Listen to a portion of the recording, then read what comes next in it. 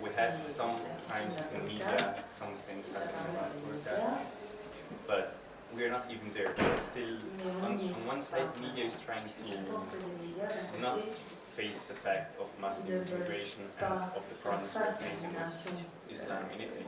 And on the other side, the fact of burqa, there is some discussion around it, but it's not that well discussed, unfortunately.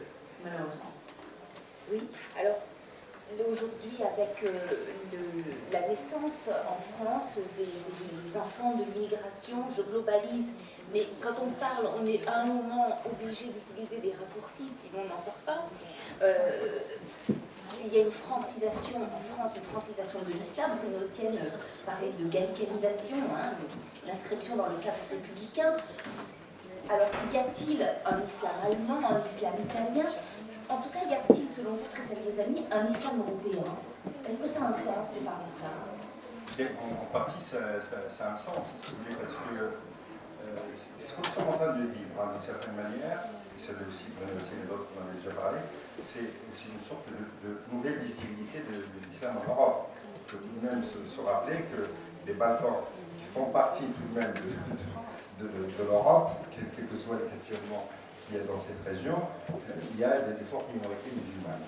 Et que, fondamentalement, qu'est-ce qui est en train de se jouer, me semble-t-il? C'est pour ça qu'on peut parler d'un islam européen.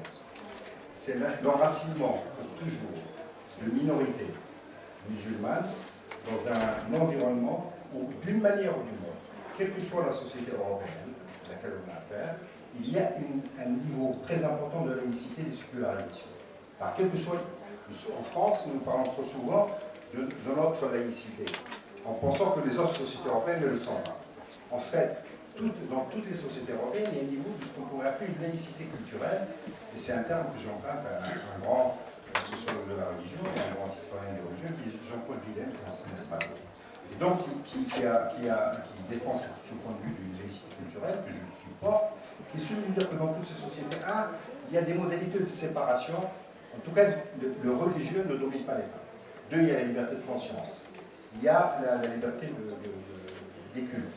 Il y a aussi la protection constitutionnelle de la réflexivité critique par rapport aux dogmes religieux. Et donc, les musulmans sont obligés, d'une manière ou d'une autre, dans toutes ces sociétés, d'assimiler très vite cette histoire, ces dispositifs juridiques, et en même temps, dans le même temps, de former leur propre cadre religieux, d'avoir des équipements, ça veut dire de construire des mosquées, de construire des écoles privées. Donc c'est tout ça qui est en train de se passer. Et cela se passe, et c'est ça qui rend difficile le débat, disons, dans un environnement international très agité. C'est-à-dire que l'arc musulman qui va d'Indonésie au Maroc est un arc qui est en bouleversement géostratégique. Il y a toujours des crises. Et donc, le débat sur l'islam européen est piégé aussi par les effets de ces crises, de cet arc musulman qui est en bouillonnement. Et je ne crois pas que ce débat va s'apaiser assez rapidement, parce qu'il n'y a pas, disons, d'horizon rapide, historiquement, d'apaisement des crises dans le monde musulman. Il faut aussi laisser le temps à ces musulmans d'Europe de comprendre les sociétés européennes et en même temps de rattraper un retard par rapport aux religions établies. Parce que les religions établies, le catholicisme, le protestantisme et le judaïsme, qui sont établis depuis longtemps, ont négocié d'une manière ou d'une autre des compromis avec les États. Et donc il faut que les musulmans. Et je crois que, disons, le traitement politique devrait être, et c'est un point de vue qu'on a avec Catherine Todevaden et d'autres, on a développé à la Ligue des droits de l'homme, qui est celui qu'il faut traiter cette confession avec le principe suivant: l'égalité, rien d'égalité. La loi, rien que la loi, toute la loi. C'est-à-dire qu'il faut marier en même temps, articuler en même temps, laïcité et égalité de traitement. Oui, en ce sens-là, la problématique de ce soir, c'est l'apport de l'immigration à la construction européenne. On aurait pu aussi renverser la question. L'apport de l'Europe à l'immigration et à l'identité peut-être des immigrés, cette sécularisation quand même et cette gallicanisation en est une conséquence de l'immigration, les amis. Et moi, je voudrais laisser le collègue d'un mot, à mon avis, ce qui rend les choses compliquées, c'est qu'il faut que crois que la porte principale des musulmans et des populations de l'immigration, c'est qu'elles ont amplifié le pluralisme européen. Ils ont enrichi ce pluralisme. Et donc il faudrait que l'Europe, et la France notamment, mais l'Europe dans son ensemble, acceptent cette diversité, cette part d'altérité en elle-même. Mais en même temps, il faut que les immigrés acceptent la part de francité d'Europe qu'il y a en eux.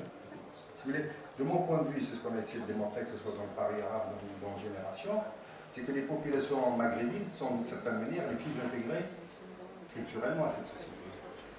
Benjamin Stora déjà avait démontré il y a plus de 30 ans que le nationalisme maghrébin, c'est-à-dire les mouvements nationalistes qui ont revendiqué l'indépendance maghrébine, le faisaient notamment au nom de valeurs de la Révolution française et du mouvement ouvrier français.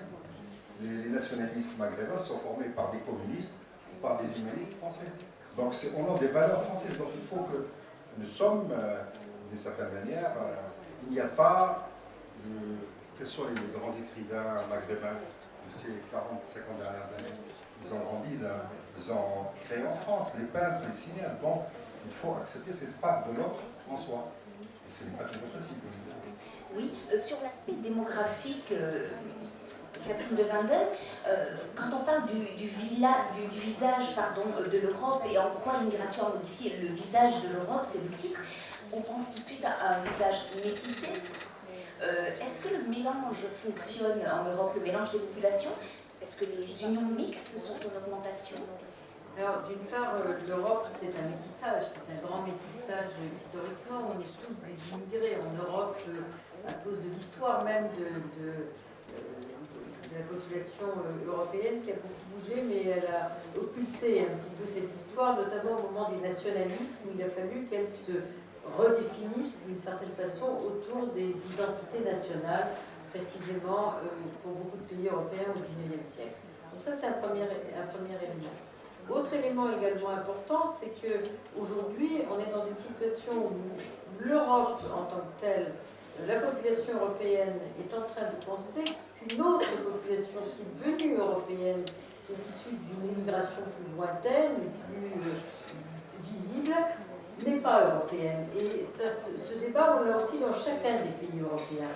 Par exemple, en France, j'ai fait une étude sur l'armée récemment, il y a 2 ans, et qui montre qu'une partie des Français pensent que d'autres Français ne le sont pas. Et c'est ce débat, on l'a dans presque tous les pays européens. Donc il y a une sorte de crise autour de la fiction, de gens qui seraient visibles, de l'ethnicisation des rapports sociaux, etc., qui est croisée avec l'ethnicisation aussi de la pauvreté. Donc ce n'est pas seulement une crise culturelle, c'est une crise économique et des différentes formes de fractures qui existent au sein des sociétés européennes, bien que l'immigration, qui a toujours fait partie de l'histoire de l'Europe, soit un élément très important de la croissance et de l'évolution de la population européenne.